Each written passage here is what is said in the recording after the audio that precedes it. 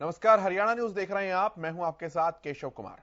शुरुआत करेंगे अपने इस खास कार्यक्रम की, लेकिन अभी सबसे पहले रुक कर लेते हैं एक बड़ी खबर का। बड़ी खबर, हरियाणा में राज्यसभा चुनाव के लिए सरगर्मियां जो हैं वो तेज हो गई हैं। कांग्रेस में भी चुनाव को लेकर हलचल जारी है।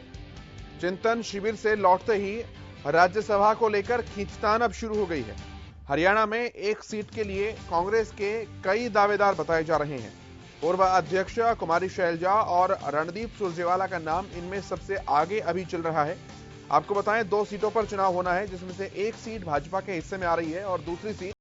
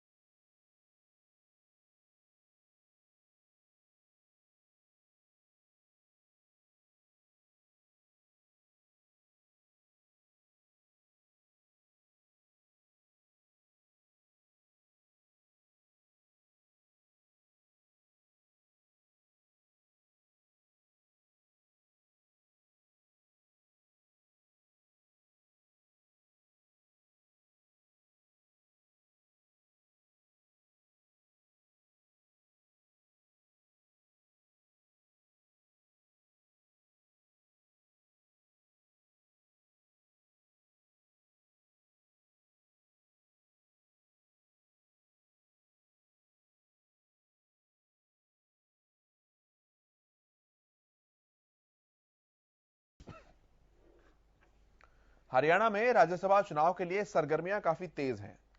कांग्रेस में भी चुनाव को लेकर सरगर्मियां काफी तेज हो रही हैं और लगातार इसे लेकर रस्साकसी बातचीत भी अब चल रही है।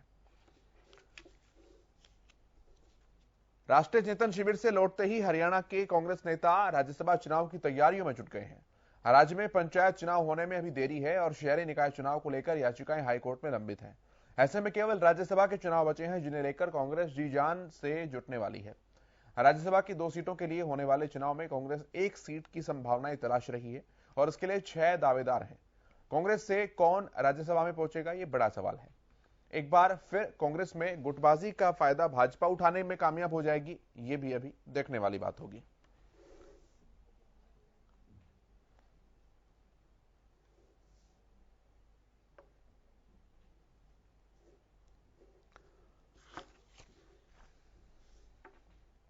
बात करते हैं इस मुद्दे पर। मेरे साथ जो पैनल है उनका परिचय कराऊं। दिलीप यशवर्धन हमारे साथ जुड़े हैं, राजनीतिक विश्लेषक हैं। राय सिंह गुर्जर हमारे साथ कांग्रेस के प्रवक्ता हैं और सुशील सिंह न्यूज रूम से मेरे सहयोगी मेरे साथ जुड़े हैं। सुशील, कोई अपडेट सबसे पहले आप बताइए।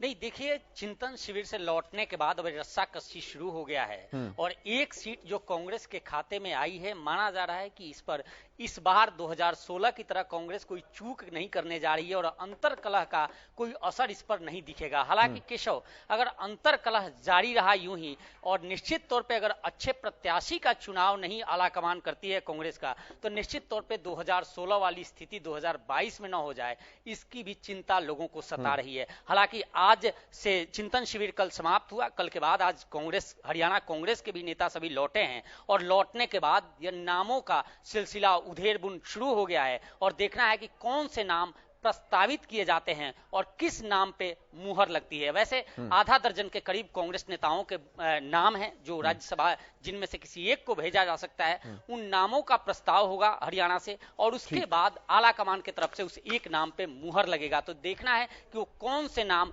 सामने आते हैं। ठीक है, राय सिंह जी से पूछ लेते हैं। राय सिंह जी, किसकी तैयारी करवा रहे हैं?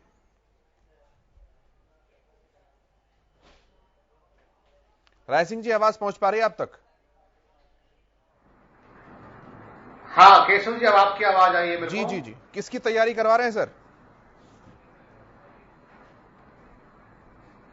देखिए केशव जी, कुछ मुद्दे लेकर आप आज आए हैं। आपने मुद्दा ठीक लिया है, लेकिन उसको जिस प्रकार से स्पष्टीकरण देने का और परिभाषित करने का प्रयास किया है, उसमें मैं कुछ सुधार करना चाहता हूं। जी जी जरूर। देखिए, कांग्रेस सदैव हर चुनाव के लिए सदा तैयार रहती है, और चुनाव का कोई भी तरीका हो, कोई भी माहौल हो, कोई भी चुनाव हो, किसी भी स्तर का, कांग्रेस के संगठन ने, कांग्रेस के नेताओं ने हमेशा उसको सर्वोपरि मानते हुए कार्य किया है। एक बात। दूसरा, अभी चिंतन शिविर में, देखिए चिंतन शिविर में क्या कुछ हुआ है, किस प्रकार के नए मुद्दे, नवसर्जन से नई ऊर्जा लेकर, नए संदेश लेकर देश और संगठन के लिए कांग्रेस के नेता बाहर निकले हैं, अभी उस पर बहुत व्यापक रूप से चर्चा होनी है। केवल इस बात को लेकर के वो नवसर्जन से संदेश लेकर आए और आते ही राज्यसभा की चुनाव की तैयारी में लगे, रस्साकसी, गुटबाजी बढ़ेगी, ये आपके शब्द हो सकते हैं या आपके सोर्स हो सकते हैं, मैं इस पर टिप्पणी नहीं करूंगा।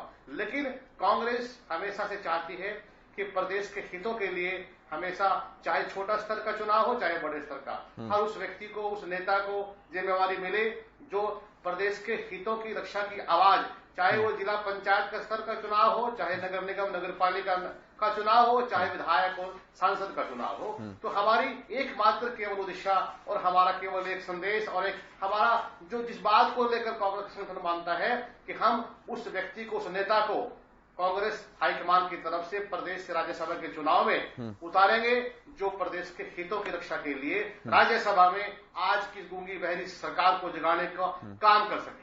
ठीक है, मैं दिलीप यशवर्धन जी के पास आता हूं।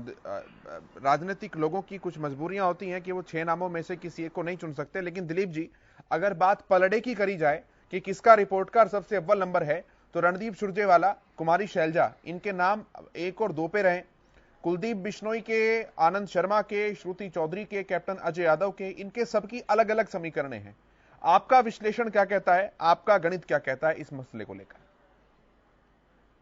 मुझे ऐसा लगता है कि सुरजेवाला जी को प्राथमिकता दी जाएगी। इसका 2 कारण है। एक तो कारण है कि वो अभी तक लोकसभा या राज्यसभा में पहुंचे नहीं है और लगातार मुखर होकर वो कांग्रेस का पक्ष रखते रहे, और लगातार अगर न्यूज में कोई बना रहा है, कांग्रेस का पक्ष रखता रहा है, बीइंग स्पोक्स पर्सन ही सही, लेकिन वो कांग्रेस को लेकर के हमेशा एक्टिव रहते हैं और वेल नोन फेस हैं। और कुमारी शैलजा जो है वो एक बार एमपी रह चुकी है, तो मुझे ऐसा लगता है कि सुरजेवाला जी को प्राथमिकता कमेटी देगी और देनी भी चाहिए, क्योंकि कांग्रेस का झंडा बहुत अच्छे तरीके से धो रहे हैं, कांग्रेस का भार अपने कंधों पे लेके चलते हैं, हमेशा हर विषय पर उनके एक्सपर्ट कमेंट जरूर आते हैं, चाहे वो अच्छे हों या बुरे हों, अलग की बात है, बट वो लगातार पब्लिक के बीच में बने रहते हैं, चाहे मीडिया अपीयरेंसेस के थ्रू, चाहे सरकार की किसी बात के ऑब्जेक्शन को लेकर के, और लगातार जब भी मतलब कोई इस तरह की बात होती है, सरकार का कोई डिसीजन आता है, तो भी उनकी एक्टिविटी, उनके रिस्पॉन्सेज आते हैं। तो अगर पॉपुलैरिटी के पॉइंट ऑफ व्यू से देखा जाए या एक्टिविटी के पॉइंट ऑफ व्यू से देखा जाए, तो मुझे लगता है कि सुरजेवाला जी को प्राथमिकता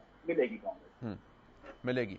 एक बात सुशील, यहाँ पर चुनाव को लेकर भी फंस सकती है, हालांकि बहुत ज्यादा इसमें अब नेक टू नेक फाइट होने वाली स्थिति नहीं है।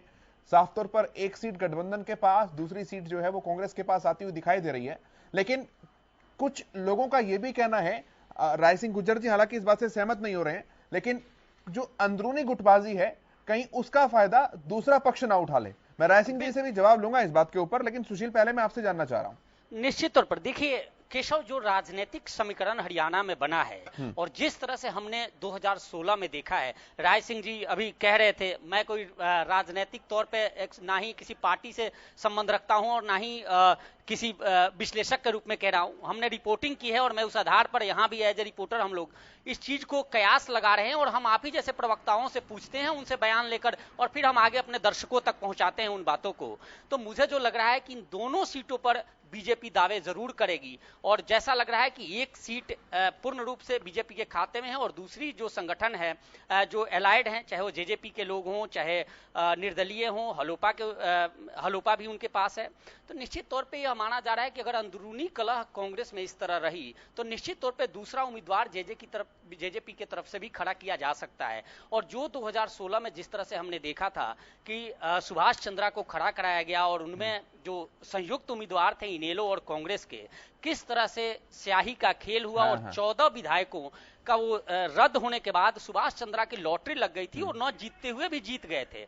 ऐसे भी हालात इसमें देखे जा सकते हैं, क्योंकि जिस तरह से गुटबाजी है मैं उस आधार पे कह रहा हूं। हालांकि अभी बहुमत पूर्ण है कांग्रेस के पास और उससे साफ लग रहा है कि 31 एमएलए हैं कांग्रेस के पास, और निश्चित तौर पे कांग्रेस के खाते में अगर सही चुनाव होता है और एकजुट कांग्रेस रहती है तो निश्चित तौर पे कांग्रेस के खाते में एक सीट आएगी। अब प्रत्याशी की बात हो रही है। देखिए, बेशक से कांग्रेस के प्रवक्ता हैं राय सिंह जी, और वो कभी नहीं कहेंगे कि प्रदेश में गुटबाजी है, वो ये भी बात कहेंगे, और ये बात सत्य है कि चिंतन शिविर में यह बड़ा मसला उठा था, बड़ा मुद्दा उठा था कि किस तरह से संगठन को एकजुट किया जाए, एक छत के नीचे किया जाए और सभी गुटबाजियों पर विराम लगाया जाए। ये बहुत बड़ा मुद्दा था और इस पर काफी वर्क भी हुआ है कांग्रेस के चिंतन शिविर में, और माना जा रहा है कि 2024 की लड़ाई के लिए इसको बिल्कुल गौन किया गया है कि अब कोई गुटबाजी नहीं होगी। तो निश्चित तौर पर ऐसा हो और ऐसा कोई कॉमन प्रस्ताव आता है, कॉमन नाम आता है, तो निश्चित तौर पे उसे राज्यसभा भेजी जाती है, तो कांग्रेस के खाते में आएंगी ये सीटें। लेकिन चूंकि मैं कंटिन्यू 2016 को इसलिए आधार बना रहा हूं कि इससे पहले हमने 2016 देखा था। अब देखना है कि सीटें, चूंकि भूपेंद्र सिंह हुड्डा सीएलपी लीडर भी हैं और उनके पास 31 विधायकों में 4 को छोड़ दें तो सबसे ज्यादा विधायक उनके साथ रहे, 25 से ज्यादा विधायक उनके साथ हमेशा रहते हैं। तो निश्चित तौर पे वो चाहते हैं कि राज्यसभा की जो सीटें होती हैं उसमें विधायक वोट करते हैं, तो वो जरूर चाहेंगे कि उनके गुट का ही बहुत सारे नाम हैं जो जाएं, जो कास्ट समीकरण है, जो लगातार डिमांड, चाहे भाजपा के भी खाते में एक सीट जो है उसको लेकर डिमांड हो रही है कि वैश्य समाज से जाए या फिर जातीय समीकरण का ख्याल रखा जाए।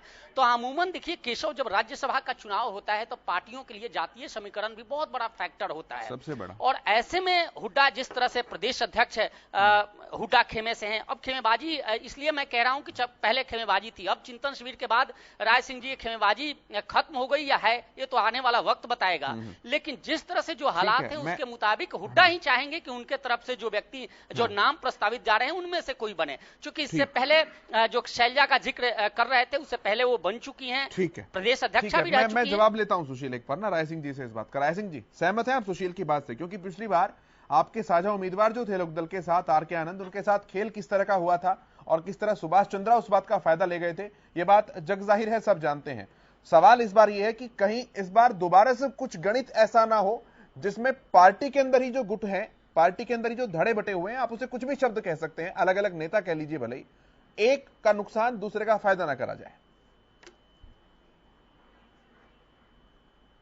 देखिए केशव जी, बिल्कुल सुभाष जी ने जो बात रखी है बड़ा विस्तार से उन्होंने राजनीतिक विश्लेषक के रूप में आकलन दिया है, और आकलन हमेशा पिछली पुनरावृत्ति जो घटनाएं होती हैं कहीं ना कहीं राजनीति में उनको लेके हर व्यक्ति चलता है, जो शोध करता है, रिसर्च करता है।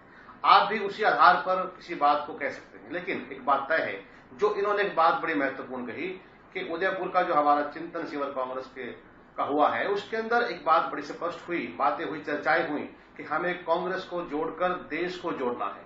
हमें आपस में मिलकर इस देश के अंदर सामने पैदा हो रही हैं चुनौतियां, जो सामाजिक ताने बाने को तोड़ रही हैं, जो महंगाई की दर बढ़ रही है, जो जिस प्रकार से समाज की मुख्य समस्याओं से देश सरकार भागना चाहती है, उन सब को लेकर कांग्रेस ने विश्वास के साथ आगे बढ़ने का प्रयास करना है, मजबूती से करना है, संदेश देना है। उसी संदेश के आधार पर हम कह सकते हैं कि कांग्रेस में जब भी आगामी आप देखना कि जिस प्रकार से 10 जून की जो प्रस्तावित तिथि दी गई है उस पर चुनाव होगा, चुनाव से पहले की जो प्रक्रिया होती है नामांकन की, वो सारी प्रक्रियाओं में जिस प्रकार तय किया जाएगा नाम, तो आप देखना कि उसके अंदर हरियाणा प्रदेश के लोगों की हितों की रक्षा के लिए नेता का चुनाव तो होगा ही, लेकिन साथ साथ जिस प्रकार से सुभाष जी ने कहा, मैं उसमें मानने के लिए बिल्कुल संकोच नहीं करूंगा कि कहीं ना कहीं जातीय समीकरण होता है, कहीं ना कहीं राजनीतिक कद होता है, कहीं ना कहीं नेता की कितना प्रभाव और कितनी जरूरत हाईकमान को होती है, किस प्रकार से विचार रख सकते हैं, तो सारी चीजें इसमें शामिल होती हैं। लेकिन निष्कर्ष एक होगा कि कांग्रेस का जो उम्मीदवार होगा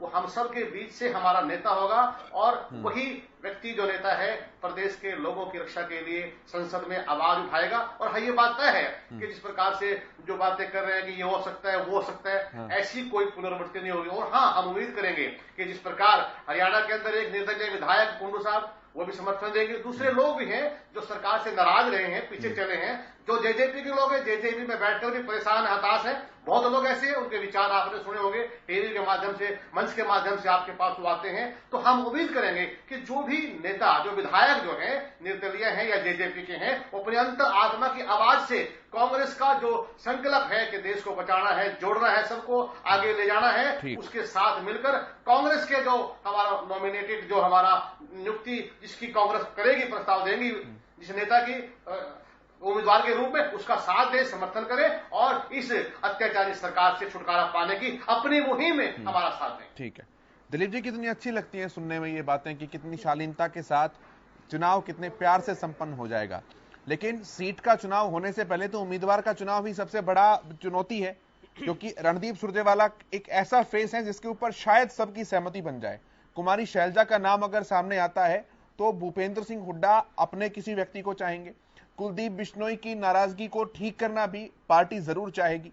तो एक चुनाव से दूसरे चुनाव से पहले तो ये पहला वाला चुनाव है। सही कहा आपने। देखिए, कांग्रेस में आज की डेट में सबसे बड़ी दिक्कत ही यही है कि इनकी जो अंतरकल है या जो डिससेटिस्फेक्शन है विद इन द पार्टी, वही इनकी गिरावट का भी कारण है। और इस समय कांग्रेस में सबसे ज्यादा जरूरत है कि एक दूसरे के साथ कोऑर्डिनेशन बिठा करके काम करें। इन्हें इस समय अपनी जगह बनाने की जरूरत है। इसकी जगह बन रही, यहाँ पर इंडिविजुअल नाम को ना सोच करके इन्हें पार्टी की जगह बनाने की जरूरत है। और पार्टी की तरफ से कोई भी है जो बेस्ट हो वो आगे बढ़ना चाहिए। और आपने ठीक है, और मैं इस बात पर अपनी सहमति देता हूँ कि सुरजेवाला का नाम, मुझे लगता है कि अगर 6 में से 1 को निकाला जाएगा तो बाकी 5 नामों पर कहीं ना कहीं कोई ना कोई डिस्प्यूट जरूर खड़ा हो जाएगा। लेकिन सुरजेवाला एक ऐसा नाम है जिस पर सारी कंट्रोवर्सी भी खत्म हो सकती है। एक अच्छा फेस है, वेल नोन फेस है।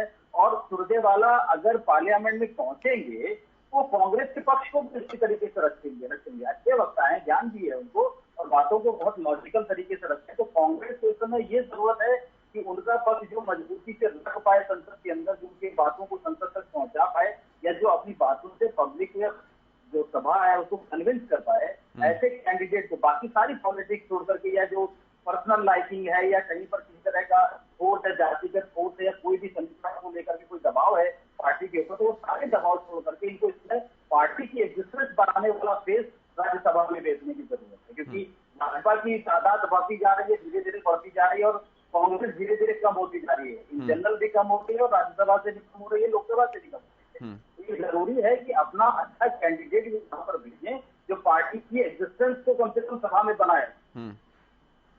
ठीक है सुशील, जानकारियां अंदरूनी इस तरह से भी है कि चुनाव में सेंधमारी की कोशिश जो है वो अभी से शुरू हो गई है। जो पिछली बार हुआ था कमोबेश वैसा ही सत्ता पक्ष चाहेगा कि दोनों सीट उसके पास ही रहें। बिल्कुल। देखिए, अगर पूरे सीट की, पहले एक गणित जरा समझ लें हम कि पूरे देश में 57 का नोटिफिकेशन 24 को जारी होगा। 57 सीटों के लिए चुनाव हो रहे हैं, 2 और सीट ऐड ऑन हो गए हैं, यानी राज्यसभा के 59 सीटों पे चुनाव होने वाले हैं, जिसमें एक सीट तेलंगाना की है जहां के सांसद ने इस्तीफा दिया है, दूसरा ओडिशा का है, वहां के भी सांसद ने। तो ये अब 59 सीट्स हो गए हैं। और पूरे सीटों का देखें 15 राज्यों में, तो इसमें साफ तौर पे लग रहा है कि एनडीए को 5 से 7 सीटों का नुकसान हो रहा है और 2 से 4 सीटों का फायदा यूपीए को होगा। ऐसे में ओवरऑल अगर हम देखें तो एनडीए कोशिश करेगा कि किस तरह से ये जो उन्हें नुकसान ना हो और बेनिफिट हो। और इसको लेकर ऐसी ही जो सीटें हैं, चाहे हरियाणा की 2 सीटें हैं, इनको लेकर, या मध्य प्रदेश में जो 6 सीटों की बात चल रही है, या हर जगह पे वो कोशिश ये रहेगी कि किस तरह से ज्यादा एनडीए को फायदा और नुकसान कम हो।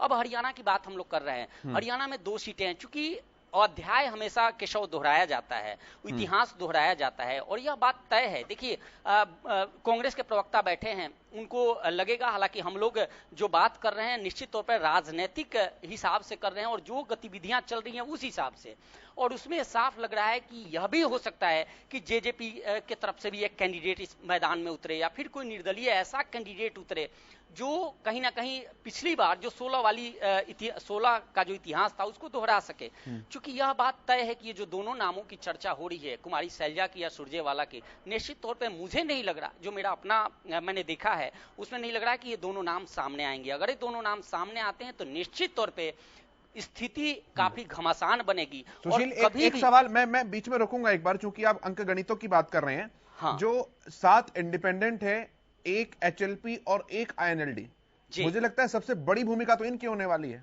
निश्चित तौर पर देखिए, इसी बिना पे मैं कह सकता हूं कि चूंकि वहां 31 से अगर 4 या 5 भी डाउन होते हैं तो निश्चित तौर पे गणित बिगड़ जाएगा।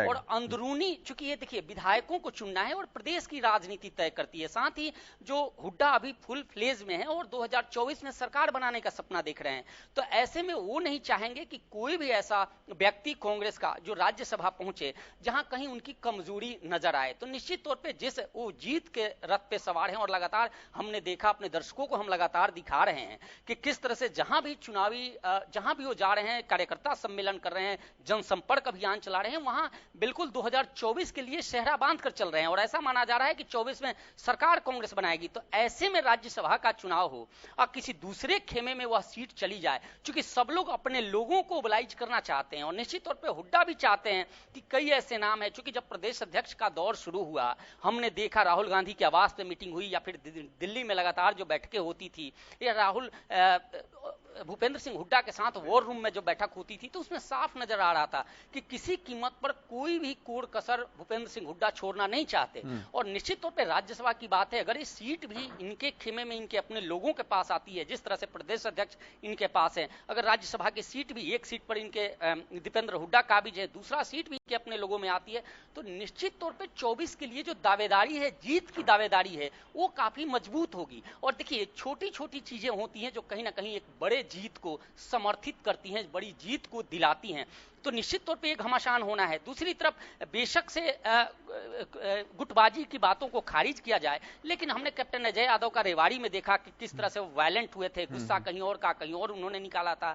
कुलदीप बिश्नोई लगातार वायलेंट हैं, और कुछ कुमारी शैलजा के खेमे में भी कुछ विधायक हैं जो निश्चित तौर पे उनके इशारे पे चलेंगे, जो चूंकि राजनीतिक हालात होते हैं केशव, तो निश्चित तौर पे इन बातों का कयास लगाया जा सकता है कि कुछ भी हो सकता है। हालांकि राय सिंह जी कह रहे हैं कि ऐसा कुछ नहीं होना, चिंतन शिविर से निकलने के बाद कांग्रेस एक छत के नीचे है। अगर एक छत के नीचे है तो निश्चित तौर पे ये जो सीट है वो कांग्रेस के खाते में जाएगी। जी राय सिंह जी, आखिरी कमेंट में ले रहा हूं आपसे इस अंकगणित को लेकर। अपने विधायक तो ठीक है, जैसे तैसे हम मान लेते हैं आपकी बात कि चिंतन शिविर से लौटने के बाद कांग्रेस एक हो गई है, तो आपके 31 विधायक तो आपके पास हैं, लेकिन सब कुछ यहां कैसे छोड़ेंगे? 7 निर्दलीय, 1 हलोपा, 1 लोकदल, ये भी तो महत्वपूर्ण है।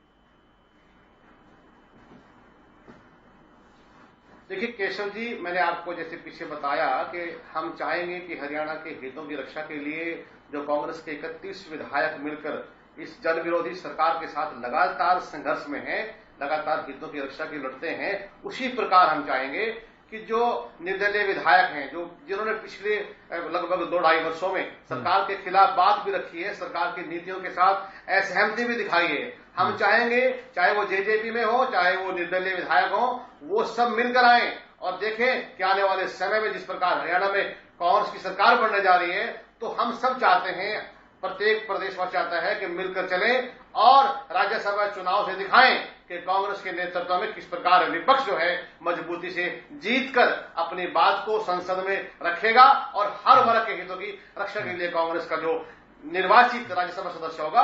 राजेंद्र जी, चाहने से कैसे होंगी सीटें? भाई एचएलपी है, सरकार के साथ है, 6 निर्दलीय सरकार के साथ है। नहीं, चाहने का मतलब केशव